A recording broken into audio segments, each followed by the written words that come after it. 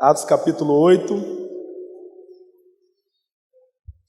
versículo 1 em diante. E também Saulo consentiu na morte dele, e fez-se naquele dia uma grande perseguição contra a igreja que estava em Jerusalém. E todos foram dispersos pelas terras da Judéia e de Samaria, exceto os apóstolos. Uns homens piedosos foram enterrar Estevão, e fizeram sobre ele grande pranto. E Saulo assolava a igreja, entrando nas casas e arrastando homens e mulheres, e o encerrava na prisão. Mas os que andavam dispersos iam por toda a parte anunciando a palavra. E descendo Filipe à cidade de Samaria, lhes pregavam a Cristo.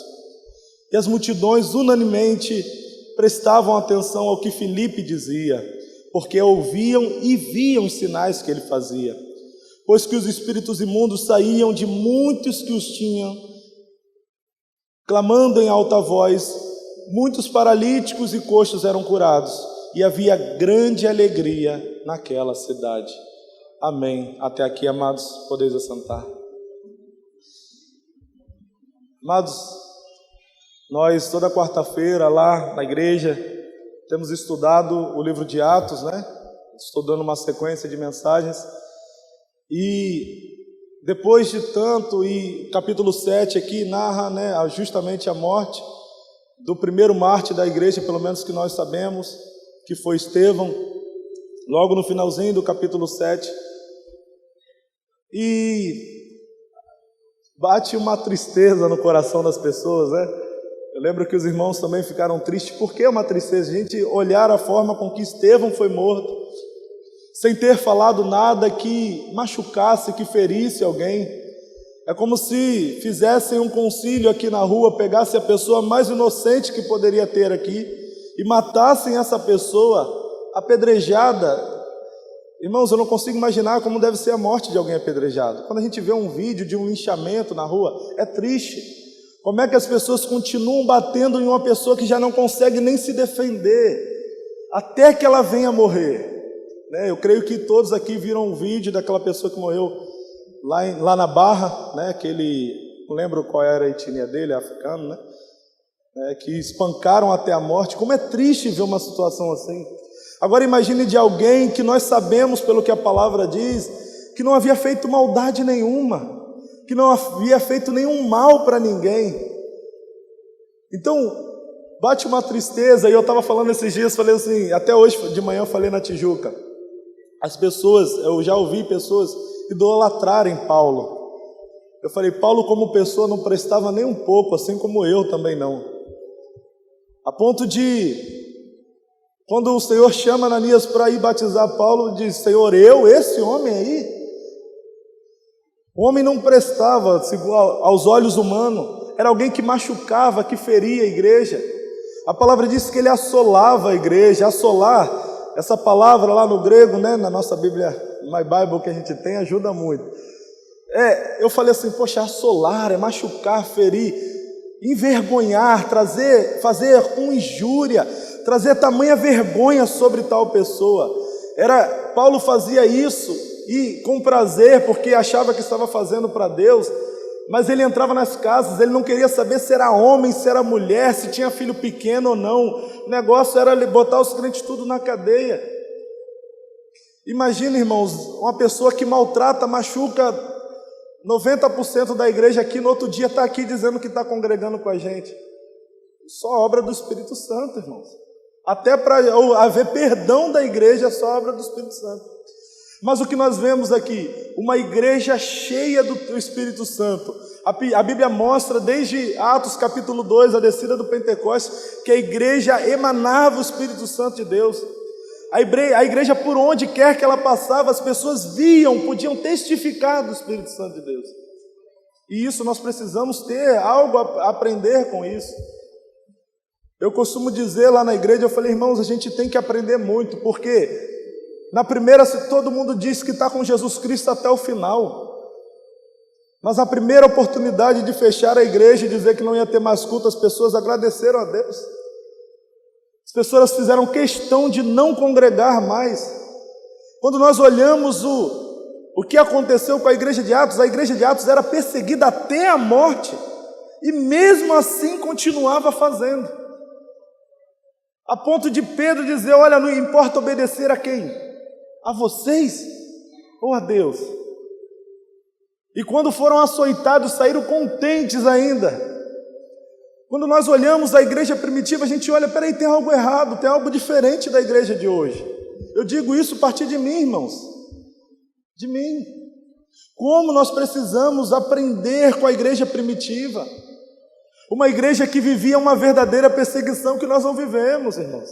Claro que tem algumas coisas que tentam nos pegar, tirar um vídeo da internet, né, alguma calúnia, mas nós ainda não sofremos perseguição. E se com coisas tão pequenas que por conta de medo de morte ou qualquer outra coisa, as pessoas se afastaram e até abandonaram a fé, viraram inimigos de outros irmãos por conta de ideias diferentes, pensamentos diferentes, dizendo que estão priorizando a vida, se por conta de coisas banais aos olhos de Deus, porque um cristão, quando ele recebe a Cristo, ele já não vive mais esse mundo, ele já não deve ter essa preocupação tão grande se ele vai morrer ou não. Agora a preocupação dele é com o reino. E se com essas coisas a igreja se dividiu, as coisas aconteceram de uma forma em que as pessoas não mais mantiveram o foco que é o Senhor Jesus Cristo e botaram foco em outras coisas. Imagina numa perseguição. Imagina você vendo, você num culto aqui com seus filhos e as pessoas matam seus filhos e dizem: ó, se você voltar para cá, nós vamos matar o outro filho. No outro dia eu acho que, não sei nem se eu voltava. Às vezes, gente, tem que ser sincero. Será que eu voltaria para um lugar assim? Será que eu continuaria fazendo algo assim? É muito fácil, irmão, ser igreja nos dias de hoje. Mas a verdade é que precisamos estar preparados para o dia de amanhã. Nós precisamos estar preparados para tudo aquilo que o Senhor já prometeu e já tem alertado a igreja há muitos e muitos anos. Tudo que está acontecendo hoje, já havia alertas há anos e anos e anos. Quem tem ouvidos, ouça o que o Espírito diz à igreja. A igreja também estava sendo perseguida e não foi uma surpresa. O Senhor havia dito: olha, eles estão perseguindo a mim, vão perseguir a vocês. Vocês são bem-aventurados porque em meu nome as pessoas vão maltratar vocês. Agora, a diferença da igreja primitiva para a igreja de hoje é que a igreja primitiva tinha certeza de que Cristo voltaria para buscá-los. E a igreja de hoje tem tanto medo, que ela nem quer morrer para não saber se vai para o céu ou não.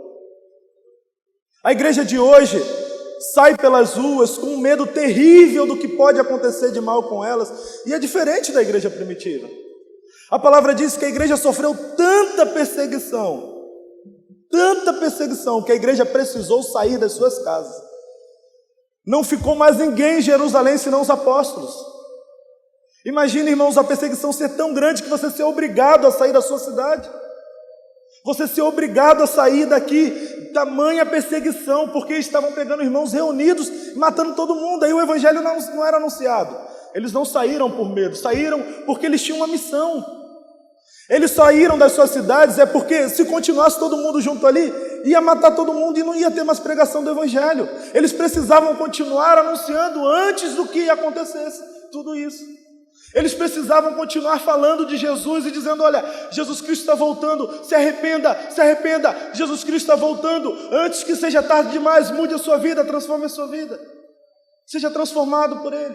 Eles estavam correndo, estavam com pressa. A palavra diz que a igreja foi dispersa. Não é dispersa como nos dias de hoje. Enquanto o pastor está pregando, não aqui, graças a Deus, mas as pessoas estão indo beber água no banheiro, conversando entre si. Não é essa dispersão, não é essa distração que podemos dizer. A igreja foi espalhada pela face da terra. Já havia dito a palavra do profeta em que ferirei o pastor e as suas ovelhas vão dispersar. O diabo achou que isso seria bom para ele. Mas na verdade foi a pior coisa que aconteceu. A igreja então se dispersou. O problema é, irmãos, que a minha pergunta para a igreja é: quando vem as afrontas em nossas vidas, quando a primeira dificuldade vem, quando as coisas começam a acontecer diferente do que a gente imagina, quando as coisas começam a acontecer, e a verdade é as profecias, posso dizer assim, porque tudo que está acontecendo a gente já sabia. Quando essas coisas começarem a acontecer na sua e na minha vida, qual vai ser a nossa atitude? Será que estamos preparados? Será que estamos alicerçados no Senhor? Será que você e eu está preparado para a volta do Senhor Jesus? Ou para os momentos que antecedem a volta do Senhor Jesus Cristo, como nós já entramos nos princípios das dores? O pastor bem me lembrou uma vez, eu fiquei refletindo nisso, eu disse: Senhor, princípio das dores. Eu lembro da minha esposa quando começou a ter contração, uma dorzinha aqui, falei: amor, estou com uma dorzinha. E dali até a hora que ela foi ter a minha segunda filha, meu Deus do céu, a mulher dizia: pelo amor de Deus, tira essa criança de dentro de mim. Tamanha dor que era, e minha esposa nem chegou a entrar completamente no trabalho de parto. Agora imagina quem passa por isso. Se alguma irmã aqui já passou, sabe como é a dor. Imagina, uma dor insuportável. É isso que a palavra fala. A tendência não é melhorar, o princípio das dores não é para depois melhorar, é para a dor começar a aumentar. E a igreja primitiva sabia disso. No versículo 4,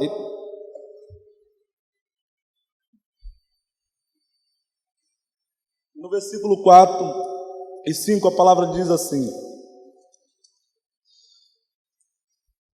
mas os que andavam dispersos iam por toda parte anunciando a palavra. E descendo Filipe, a cidade de Samaria, lhes pregava a Cristo. A primeira coisa que eu aprendo com esse texto é que a igreja estava dispersa. A igreja estava espalhada, mas a igreja permanecia em Cristo. A igreja estava espalhada, a igreja não foi acovardada, a igreja não ficou recuada. A igreja, quando em frente à perseguição, poderia cada um ficar na sua casa quietinho, até aquilo passar, como a gente costuma dizer, a poeira baixar. Mas não foi o que aconteceu. A igreja agora começa a ir por outras cidades, anunciando a palavra de Deus, pregando o evangelho de Cristo. Quando a afronta veio sobre a igreja primitiva, e eu quero que você perceba isso, porque eu não sei se está acontecendo aqui, pastor, mas depois dessa pandemia está sendo difícil reunir os irmãos de novo lá na Serra. Está sendo difícil voltar os irmãos a congregar. Agora os irmãos estão pior do que antes. Um desânimo, uma tristeza. Eu entendo, eu não estou para criticar meu irmão. Eu digo: irmãos, vão buscar no Senhor. É isso que o diabo quer. Desânimo, tristeza, esfriar. Mas nós precisamos entender o contraste da igreja primitiva com a igreja de hoje. A igreja primitiva começou a sofrer e ela permaneceu no foco, no objetivo, porque ela tinha uma missão dada por Deus, assim como nós também temos: ide por todo mundo e pregai o evangelho. A missão é dada a nós, e não é todo mundo vai virar pastor, todo mundo vai virar missionário, não. O que ele está dizendo é: você faça a sua parte, não se esconda, pregue a palavra do Senhor, seja um mensageiro do Senhor, continue pregando a palavra de Deus. Estevão acabou de morrer, irmãos. O que Filipe vai fazer? Vai continuar pregando o evangelho. Um outro diácono vai lá e continua pregando o evangelho. Irmãos, é como se... Eu lembro uma vez eu aprendi no quartel, que diz que prego que se destaca toma martelada, né? E as pessoas começam a fazer o quê? Começam a ficar escondidinhas, esperando a poeira baixar. Alguma pessoa fala algo polêmico, algo que, às vezes nós pregando, nós pregadores, acontece muito isso. De vez em quando eu tenho que apagar uns comentários lá no YouTube, de pessoas que ficam indignadas com a verdade, que é a palavra de Deus, e querem te ofender, querem fazer essas coisas. E isso é uma forma do inimigo tentar te intimidar de você não pregar mais o evangelho. As pessoas arrumam confusão se você pregar a palavra e dizer: olha, o Senhor quer que nós venhamos continuar vivendo em amor, em harmonia. O Senhor ordena que a igreja continue congregando. O Senhor ordena que eu continue fazendo a missão em tempo e fora de tempo, que eu continue pregando o evangelho, falando do Senhor Jesus Cristo onde quer que eu esteja. Ah, mas tem lugar que é difícil, eu tenho que separar as coisas no meu trabalho ou não. No meu trabalho, irmãos, eu continuo sendo a mesma pessoa que eu tenho que ser aqui dentro. Nós temos que ser quem nós somos, servos de Deus, servos de Cristo, homens e mulheres, embaixadores do Rei, mensageiros de Cristo, onde quer que sejamos. Tem pessoas que acham que tem que separar, eu tenho que separar a minha religião. Se você acha que tem que separar a religião, significa que você não compreendeu a graça, não compreendeu o Evangelho.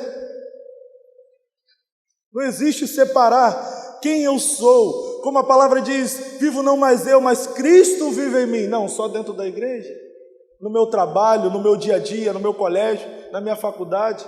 Eu tenho que concordar com as coisas que estão dizendo aí fora. Eu tenho que concordar, ou eu tenho que ser veemente contra. Até relacionado a trabalho, irmãos. Eu fui fazer um curso, coach de trabalho para gerenciar a equipe. Mas, meu Deus, o negócio faz você inflar o ego da pessoa. E como é que um crente consegue ser um coach? Eu não consigo. Tem que dizer que o cara é o maioral, é o melhor de todo mundo. E como é que isso trabalha em equipe?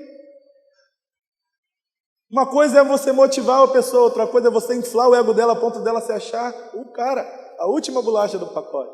E é assim que as pessoas têm pregado o Evangelho. É assim que as pessoas têm feito.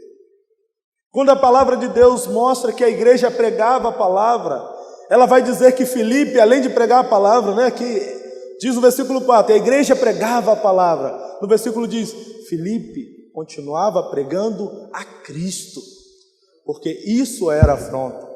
Isso era afronta. Você pregar que Jesus Cristo era o Filho de Deus e é.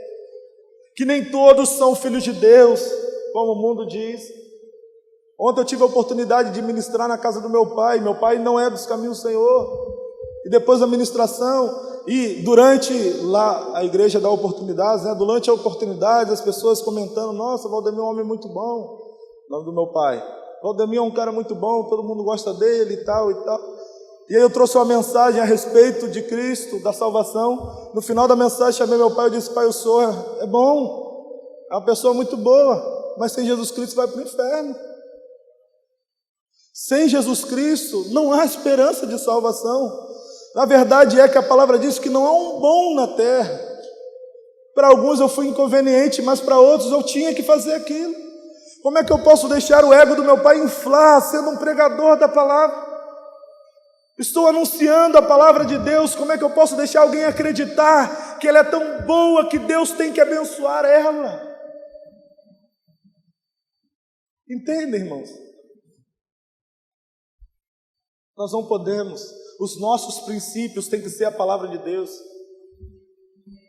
Uma vez alguém me disse assim, mas você tem que separar até política de religião. Eu falei, eu não prego nem política nem religião. Agora, a minha política é baseada na palavra de Deus. Eu não posso ser a favor de coisas que a palavra é veemente contra. O que eu acredito que deve ser um governante é o que eu acredito na palavra de Deus. Que na verdade eu não consigo achar nenhum que seja. Mas a verdade é essa. O que eu espero de alguém que governe a minha cidade é alguém que tema a Deus. Não alguém que pense só no povo, porque isso é barganha, é mentira, alguém que só pensa no povo. A palavra diz, feliz é a nação cujo Deus é o Senhor. Nós precisamos entender que tudo em nossas vidas, o que baseia a nossa vida é a palavra de Deus. E da nossa boca ela tem que sair todos os dias, onde quer que nós estejamos. Então a igreja, mesmo sendo perseguida, ela pregava onde? Porque isso era a essência da igreja. Ser a essência da igreja, e isso precisa ser em nós, onde quer que nós estejamos, irmãos. A essência do Evangelho tem que estar dentro de nós. A gente não pode separar as coisas. Dizer, agora eu sou crente e agora não. Agora eu tenho que falar as coisas de Deus e agora eu tenho que falar a minha opinião. Se a sua opinião diverge da palavra de Deus, o que deve estar errado? Essa palavra que tem mais de 2000 anos ou a sua opinião? Essa palavra que se mantém fiel todos os dias e verdadeira ou a sua opinião que muda dia após dia, dependendo das circunstâncias? Lembre-se que os céus e a terra passarão, mas as palavras do Senhor nunca passarão. Ela é a fonte de vida. A segunda coisa que nós aprendemos com esse texto, que Deus aprovava tanto o que a igreja fazia. Deus aprovava tanto que os sinais seguiam a igreja. Versículo 6 e 7 do capítulo 8, a palavra diz assim: e as multidões unanimemente prestavam atenção ao que Filipe dizia, porque ouviam e viam os sinais que ele fazia, pois que os espíritos imundos saíam de muitos dos que o tinham, clamando em alta voz, e muitos paralíticos e coxos eram curados. O que diz o versículo 6? A multidão unanimemente prestavam atenção ao que Filipe fazia. Eu sei, irmãos, que as pessoas têm ganhado muito dinheiro com sinais e prodígios, mas não significa que sinais e prodígios Deus não faça nos dias de hoje. Quando eu estava vindo, eu falei assim, é complicado falar de sinais e prodígios, porque eu entendo a nossa visão e a minha visão é a mesma, porque as pessoas fazem barganha com isso. Mas nós temos que continuar acreditando, como nosso ministério acredita na continuidade dos dons. Temos que crer que o mesmo Deus que operava milagre naquela época opera nos dias de hoje. E nós não podemos pregar diferente disso. Esses sinais conseguem seguir a pessoas que não louvam o nome do Senhor, quem dirá a nós. A palavra diz que Deus viu que a igreja era pregava a verdadeira palavra de Deus, que Deus acompanhava com os sinais e prodígios. Deus mostrava que Ele estava agindo no meio deles também com sinais e prodígios. E através dos sinais e prodígios, as pessoas começavam a prestar atenção e dizer, tem algo diferente. O que esses caras estão fazendo é algo de Deus mesmo. Deus está testemunhando aquilo que eles estão pregando. Não que toda vez que você veja uma cura e a pessoa que está ali dizendo que está enfrentando aquela cura, que ela pregue a palavra. Mas eles viam que esse Jesus Cristo, que eles viam que tinha poder sobre os céus e a terra. Eles contemplaram isso, os sinais acontecendo. E por que nos dias de hoje nós temos tanta preocupação e tanto medo de orar, por exemplo, por alguém enfermo? Eu quero testemunhar. Nós estávamos orando por um menino, um jovem chamado João Vitor, na igreja da Serra. Ele não é da nossa igreja, do nosso ministério, mas era uma criança que estava em estado terminal. A mãe dele mandou um áudio para nós dizendo, olha, eu já entreguei meu filho nas mãos do Senhor, porque meu filho está sofrendo há anos, ele sente dores o tempo todo, todos os dias, está acamado, não fala, não faz mais nada, está só sofrendo, eu já entreguei nas mãos do Senhor. E eu disse à igreja, irmãos, agora é a hora de crer no milagre, porque os médicos já disseram, olha, agora daqui é morrer. Não tem melhora para ele. Eu falei, agora nós vamos orar. E começamos a orar. E oramos. E o João Vitor foi tendo melhora, foi reagindo à medicação. Saiu do coma induzido, continuou sendo tratado. E começou a voltar a falar como antes. E mesmo no tratamento. E continuou. E trazendo alegria para os seus pais. E Ontem, Gracinha, irmã que era daqui, me ligou e chorando, dizendo, pastor, o João Vitor morreu. E no primeiro momento eu falei, Senhor, a gente orando tanto. E o Senhor disse assim, mas você viu a melhora. Uma coisa era ele morrer sofrendo, outra coisa é ele morrer bem. A palavra do Senhor foi trabalhada no coração dos seus pais. E eles puderam ver que já não era mais o sofrimento que estava levando o seu filho. Que seu filho morreu em paz. E eles puderam ver o seu filho descansar e não morrer sofrendo como antes. Irmãos, às vezes as coisas não vão acontecer do jeito que a gente quer. Por outro lado, eu tenho um milagre que a filha da minha sócia que estava há mais de um mês internada no UTI. Depois de uma reação... Não vou nem falar o que, os irmãos já devem saber. Com medo da morte, a mãe dela foi lá e obrigou ela a tomar uma vacina aí, que está por aí. E essa vacina trouxe uma reação que os médicos até hoje não descobriram. Qual é a causa, qual é a doença que está sobre ela. E ela saía da UTI e voltava para a UTI, saía da UTI e voltava para a UTI. Minha sócia católica, E nós orando e buscando, eu falei para ela, crê no Senhor Jesus. E ela dizia, creio, e na outra também. Creio nisso aí. De um tempo para cá eu falava assim, clama o nome de Jesus. Ela falou assim, amigo, eu sei que Jesus tem todo o poder. Eu falei, então Jesus vai operar um milagre na vida da sua filha. Creia nele. Eu disse, Senhor, dá-nos um testemunho, Senhor, para que ela possa ver que o poder está no seu nome e não nenhum outro. E para a glória do Senhor, no mesmo sábado eu recebi a notícia, sábado, que ela saiu da UTI, saiu do hospital e está em casa com a sua família. Então, o mesmo Deus que permitiu que o João Vitor morresse, creio eu, para Cristo, é o mesmo que tirou ela do hospital. Irmãos, as coisas vão desenrolar de um jeito e a gente não sabe, mas nós temos que crer, nós temos que continuar confiando. A igreja de hoje não ora mais por enfermos com medo deles não serem curados e depois serem acusados de mentira. Eu louvo a Deus que eu falei, Senhor, é complicado falar de cura, disso, de milagre. E no momento da oração, quem foi que subiu o púlpito para orar? O grande milagre que tem aqui na igreja, né? A nossa irmã Celina. Um grande milagre de Deus. Eu creio que todos conhecem o testemunho da irmã. É para mostrar que Deus continua operando milagres. Você não tem a decisão de escolha a respeito do milagre. A única coisa que você precisa fazer é crer.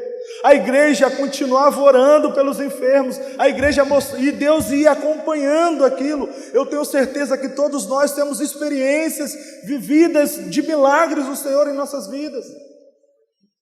O problema é que nos dias de hoje as pessoas têm tanto medo até de orar e Deus não responder às suas orações, que elas evitam orar, ou então na hora de orar não tem nem fé, já fala com uma certa dúvida.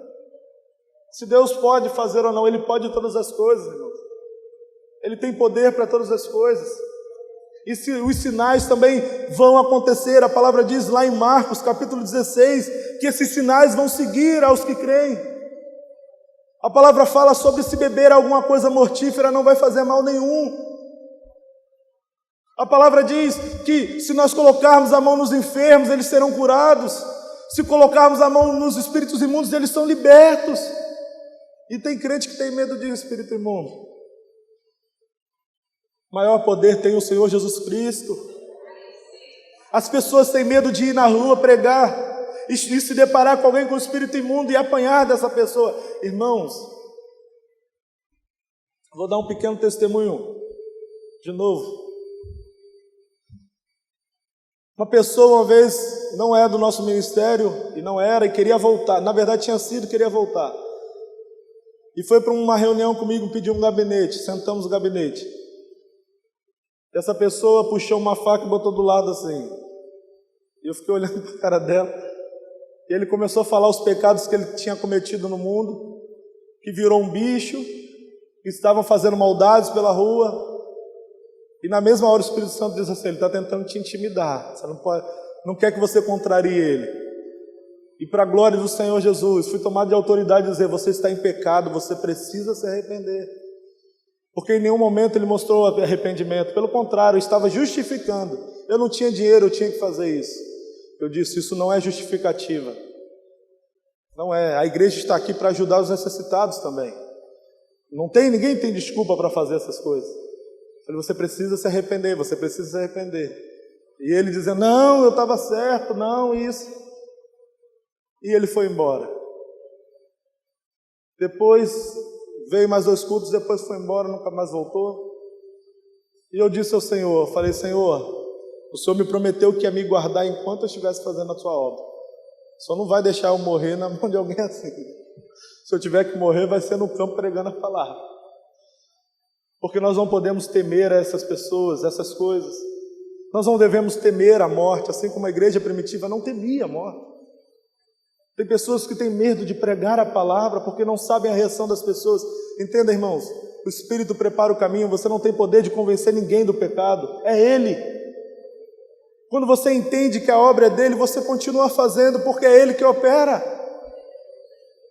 Só que a igreja de hoje se inflou de tal maneira e achando que ela tem potencial de alguma coisa. Nós sem Cristo somos nada. Lembra que eu falei de Paulo? Sem Jesus era um perseguidor, um assassino.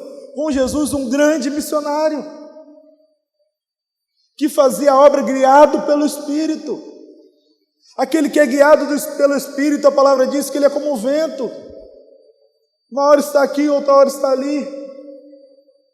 Nós que somos de Cristo, o Senhor, Ele ama operar em nossas vidas, se nós estivermos confiantes nele.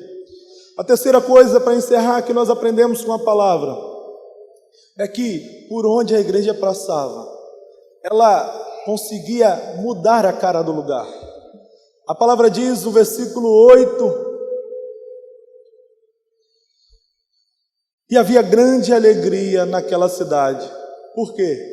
Porque nós já lemos aqui o texto. Porque os servos de Deus estavam por lá. Porque Filipe pregava a palavra. Filipe testemunhava do poder de Deus. Através da vida de Filipe, por exemplo, as pessoas estavam sendo libertas, curadas e livres de espíritos imundos.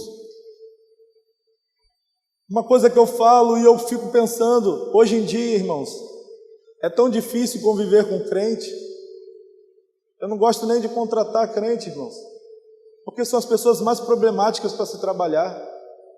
Como é difícil. As pessoas que eram para dar testemunho, para trazer alegria ao ambiente de trabalho, para trazer paz. Uma coisa que eu sempre fiz, todo o trabalho que eu estava, toda segunda-feira pela manhã, a gente orava, eu pedia ao meu encarregado, vamos orar, pelo menos uma vez por semana, e sempre foi atendido esse pedido. A palavra diz que o que depender de nós, devemos ter paz com todos. E as pessoas, por onde elas passam, elas deixam todo mundo atribulado. Nós somos portadores da boa notícia. Tem como alguém ficar triste com uma boa notícia? Nós somos embaixadores do reino. Olha quantas pessoas conseguem ter a vida transformada através da sua vida, meu irmão. Pensa que você pode ser a pessoa portadora da boa notícia. Quem não gosta de trazer uma boa notícia? Ninguém gosta de trazer uma má notícia, é verdade ou não? Mas você pode trazer uma boa notícia. Você, através de você, o Espírito Santo agindo na vida dessa pessoa, você pode ser esse mensageiro. Você tem a oportunidade. Aquele que não ama falar de Cristo é porque não entende que Ele é o portador da boa notícia, da esperança que esse mundo espera. A palavra diz que essa geração anseia, eles ficam aguardando que os filhos de Deus se levantem. As pessoas querem ouvir falar de Jesus, porque elas estão cansadas de charlatões, de mentirosos, enganadores. Elas estão cansadas disso. Elas estão com o ouvido atento para você. A palavra diz que as pessoas ficavam ouvindo o que Filipe estava dizendo, fazendo assim, nossa, nós cremos nisso. Lembra lá em Atos, depois que Ananias e Safira morreu, a palavra diz que os apóstolos iam para o templo e as pessoas ficavam de longe, só observando, tendo estima por eles. Tinham medo de se achegar a eles e serem perseguidos também, mas tinham estima por eles, porque a palavra que eles pregavam era diferente, não tinha um jugo pesado, não tinha um fardo pesado. O que o Senhor Jesus diz? Os fariseus, vocês atam fardos pesados que nem vocês conseguem carregar. Jesus Cristo veio com uma palavra de alívio, de descanso. Vinde a mim todos que estáis cansados e sobrecarregados, e eu vos aliviarei. A religiosidade que põe um fardo pesado onde ninguém consegue suportar. Quando você compreende a palavra, nem os mandamentos do Senhor são penosos para você. Você faz com alegria e com amor. As pessoas me dizem, você sente falta do seu passado? Eu digo, nem um pouco. Depois que eu passei a viver com Cristo, eu tive experiências maravilhosas. Eu dizia assim, Senhor, eu quero poder contar esses testemunhos. E hoje eu faço isso para a glória do Senhor. É para a glória dEle. Não é para a exaltação do homem, é para dizer, sem Cristo eu não tinha nada de bom para oferecer. Eu não tinha nenhum bom testemunho, uma boa notícia. Irmãos, eu pedi ao Senhor, falei, Senhor, eu já disse isso aqui uma vez. Eu fui o colecionador de assaltos em São Gonçalo, né? Os irmãos sabem disso, sofri muito com isso. E eu falava, Senhor, me guarda igual você guarda meu pastor, Senhor. E o Senhor me fez uma promessa, e fez, irmãos, e Ele faz. Eu vou cuidar de você enquanto você estiver comigo. Porque a verdade é que Deus não tem compromisso com quem não tem compromisso com Ele. Mas a palavra diz que aquele que habita no esconderijo do Altíssimo vai descansar aonde? Na sombra do Onipotente. Isso não é uma boa notícia? Para quem não tem paz, não tem alegria. Eu estava falando com meu pai falando comigo ontem, falando, essas pessoas que ficam fraudando o INSS, ficam isso e aquilo, se aposenta, ficam andando com dinheiro aí, um monte de gente que não faz um monte de coisa errada, estão aí, com dinheiro na carteira. Eu falei, pai, deixa eu te perguntar uma coisa, você acha que eles são felizes? Eles têm paz? Só tem paz quem está em Jesus. Só tem paz quem tem a alegria de Cristo no coração. Porque a paz que excede todo entendimento só vem de Deus. A alegria da salvação. A nossa alma sabe que sem Cristo ela está sujeita ao inferno. Ela está sujeita à ira de Deus. A alma de toda a humanidade sabe disso. É como se nós nascêssemos com um pedacinho da eternidade. E a nossa alma sente que essa eternidade não virá mais sem Cristo. E Jesus Cristo vem e reconcilia a humanidade consigo. E aí Ele dá essa alegria. Lembra o que o salmista diz? Torna a dar-me a alegria da tua salvação. Essa alegria só o Senhor Jesus pode dar. E você é um portador dessa boa notícia. A igreja por onde passava mudava a vida das pessoas. A vida de quem você tem mudado? A vida de quem você tem transformado? Através do seu testemunho de você. As pessoas te procuram para fazer fofoca de outras pessoas? Ou para contar testemunho dizendo, olha, aquela oração que nós fizemos foi uma bênção. Aquela palavra que você me deu mudou a minha vida. Por que as pessoas têm te procurado? Eu lembro de pessoas que me procuravam antigamente para dizer que tinham traído a esposa, a namorada, tinham feito isso, aquilo pela madrugada. E hoje o testemunho é diferente. As pessoas chegam a dizer, pastor, aquela oração lá, aquela mensagem, aquilo foi maravilhoso, aquela conversa que nós tivemos. Irmãos, isso é uma boa notícia. Nós temos a missão de mudar esse mundo, trazer Jesus Cristo para essas pessoas. Enquanto nós estivermos aqui, estamos fazendo convites por uma ceia maravilhosa. Você tem feito esse convite? Quem não quer comer bem, se assentar na mesa do rei? O convite para as bodas, para o casamento, quem não gosta? Quem não gosta? Esse dia eu falei com Mariana, falei, tem pão que a gente não é convidado para um casamento, alguma coisa assim. A gente conhece quase ninguém lá, né? Só os irmãos da igreja. Falei, era muito bom comer um bolo, comer um salgadinho. Quem não gosta de ser convidado para uma festa? Nós temos a boa notícia, irmãos. E a melhor ainda é dizer, olha, em Cristo você tem uma vida eterna. Tem um lugar muito melhor que esse. Irmãos, nós somos portadores da boa notícia. Nós não estamos trazendo uma má notícia. Quando Deus corrige a tua igreja, Ele corrige porque Ele ama. E não porque Ele te odeia ou me odeia. Todas as coisas que acontecem em nossas vidas são para o nosso bem. O problema é que tem crente que ele transmite para o mundo que com Cristo é uma vida horrível. Eu não posso fazer isso, eu não posso fazer aquilo. É aquele que não conheceu o Evangelho. Agora, quando eu ouço uma pergunta, esses dias o rapaz fez a pergunta, você não sente falta? Eu falei para ele, rapaz, a minha vida hoje é muito melhor. Eu não preciso nem de bebida para ficar feliz. A gente falava para ficar alegre, tinha que beber um pouquinho. Não preciso. Crente faz festa à noite, acaba de manhã, tranquilo. Crente vem para o culto, sai feliz, brinca ali e tal. E ele não precisa de bebidas, de besteira, de droga, de nada disso para se alegrar. A alegria dele é a comunhão dos santos. Só que quando as pessoas transmitem lá para fora, eles transmitem fofoca. Meu pastor é muito chato. O irmão lá da igreja, só Jesus. Problemático. Nós estamos aqui para viver em união e viver em amor, transmitir, porque toda casa tem problema, irmão. Você acha que a sua tem de fulano? Não, toda casa tem problema e todo mundo sabe disso. Só que a diferença é, as pessoas de fora olham, aqueles irmãos brigam, mas eles se amam, estão sempre contando um com o outro. E é isso que nós podemos transmitir. A gente pode não concordar em tudo, a gente tem de educações diferentes, mas nós transmitimos o amor que sentimos uns pelos outros, o cuidado que sentimos uns pelos outros. Qual é o cuidado, o amor que você tem tido uns pelos outros? Nós precisamos entender a grande diferença da igreja primitiva para a igreja de hoje. E você tem que se perguntar, será que eu tenho sido igreja mesmo? Será? Porque quando nós temos uma proposta, que a igreja de Atos é uma igreja modelo para nós. E se nós olhamos e vemos tanta diferença de nós para eles, não está na hora de nós mudarmos a nossa vida? Porque você quer que o fulano mude, o ciclano mude, mas você não muda. Seja a mudança que você espera. Leve a boa notícia. Seja um portador dessa boa notícia. Viva segundo a experiência que o Senhor quer que você viva. O Senhor quer algo sobrenatural para mim e para a sua vida. Ele cuida, Ele é zeloso, Ele ama a mim e a você. Então, quando as dificuldades vierem sobre a sua vida, como às vezes vêm sobre nossas vidas, e se a perseguição vier, as afrontas, o que for, não perca o objetivo, o alvo, que é glorificar o nome do Senhor. Porque tudo que a igreja fazia aqui, ela glorificava o nome do Senhor. A mensagem que ela pregava, os sinais e prodígios, as pessoas daquela cidade ficavam contentes.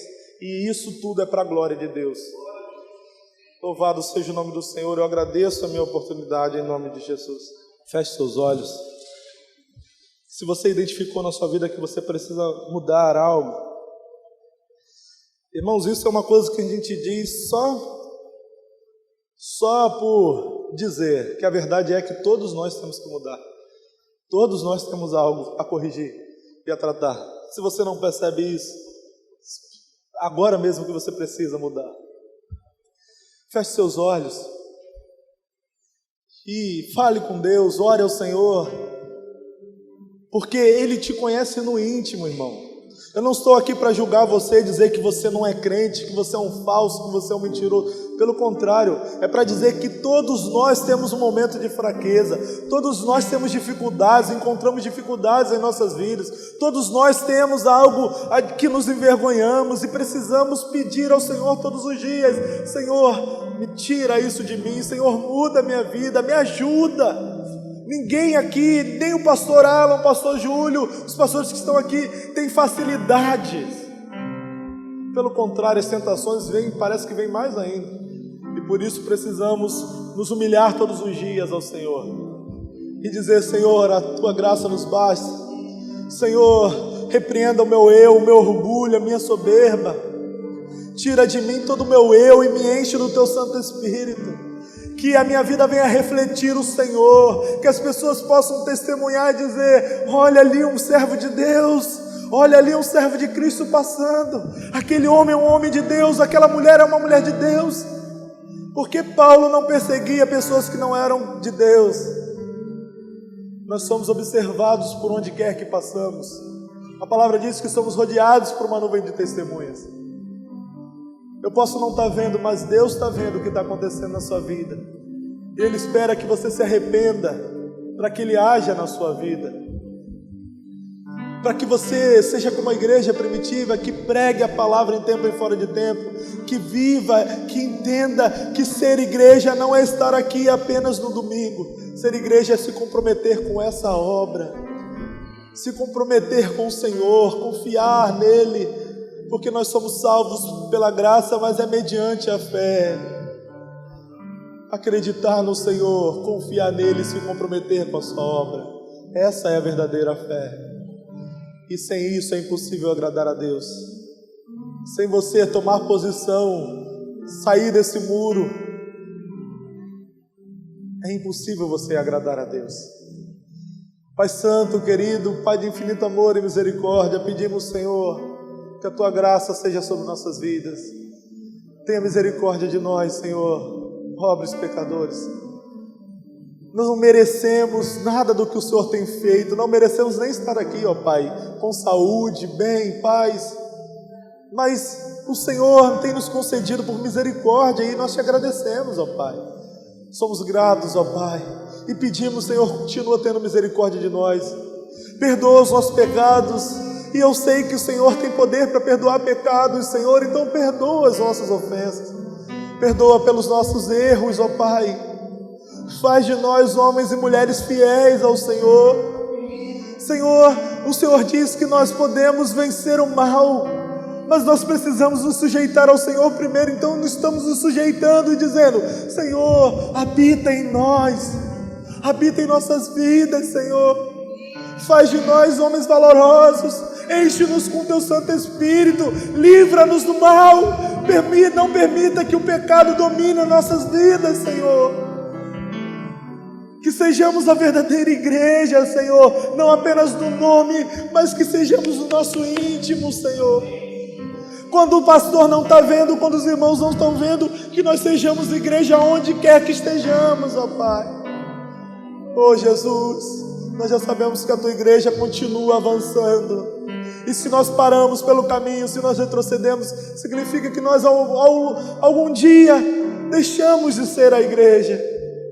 Então aviva o Teu Espírito em nós, para que nós venhamos progredir, caminhar em rumo ao alvo que é o Senhor Jesus Cristo. Ajuda-nos a cumprir a nossa missão aqui na terra, porque sem o Teu Santo Espírito não há como fazê-la. Ajuda-nos, Senhor, socorre-nos, Deus, em nome do Senhor Jesus Cristo, meu Pai, em nome de Jesus, em nome de Jesus. Amém, Senhor.